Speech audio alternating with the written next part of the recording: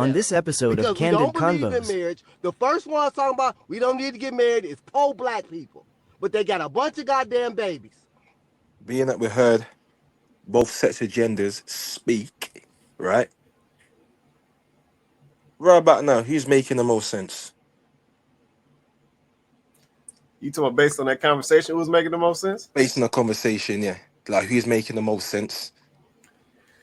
You know what? Just like I said, just based off what I just heard, I'm gonna be honest. I think the brother he definitely was making some sense. I do got some issues, but he definitely was making some sense.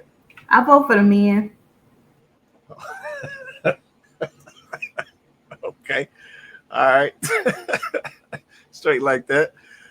All right, like I said, the floor is open. Go B-Box. Go ahead, B-Box.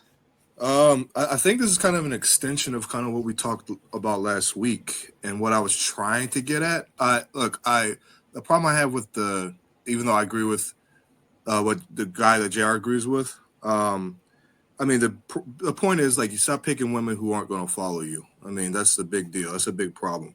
But my point was last week, and I think this is something he was trying to say but couldn't, is that there's too many women out here that won't follow, period. So, and that's a problem. And it's hard to even kind of identify which women are decent people and which ones are not. I think he was trying to get to that as well. And you can see almost all the women bristle. You can see it. All of them bristling, get real mad. And I hate when women say the bigger woman, no offense that she's bigger, but it's like, we don't want to go, we don't want to be masculine. Bullshit. Stop the cap. Y'all want to be masculine. That's what y'all want to do. Y'all want to do what you want to do. And as he said, he's not wrong. A lot of these women want men to be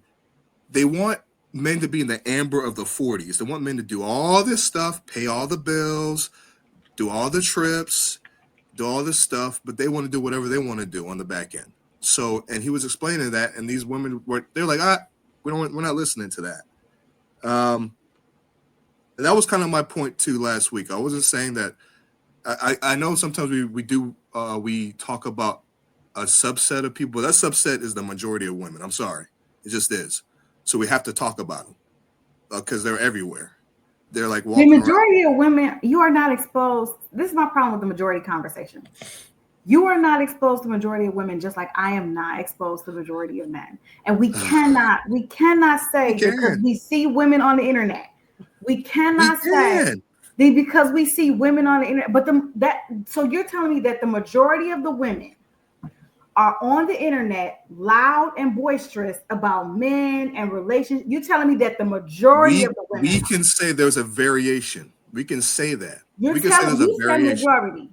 Yeah, I said there's a majority. That the majority of the women are on the internet doing this about men.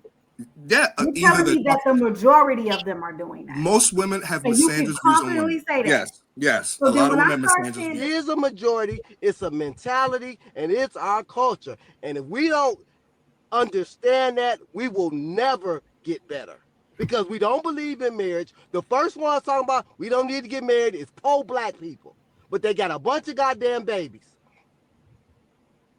Come on now, Chloe. So no, and that's men too. And that's men, and men need to be more. I see the same thing about these baby daddies. I say the same thing about these men complaining about child support. What the fuck you complaining for? You should have married her. You should have picked better. So I go both ways, but we got to be honest though. You know, it is the majority. So I think we just have to be careful in these situations not to fall into these traps or buy into this stuff because there's still a lot of people who are listening. There's still a lot of women who are listening. They just not vocal. Yep, and they don't get on social media talking about the fact that they listen to their men and they listen to their husband and all that. You don't hear that. Yeah, you don't hear these women getting on social media at the percentages of the women who are, let's just say, who are against or speaking against it. You don't hear those women speaking about these particular topics at the same level. We just got to be honest about that. Yep, social media has become a situation where everybody likes some negativity and everybody likes some drama and some excitement. Yep, and a lot of people, we're going to be honest, a lot of people don't find the truth exciting. Yep, a lot of people don't find following structure of a man exciting. A lot of people don't find being a submissive wife exciting. They don't.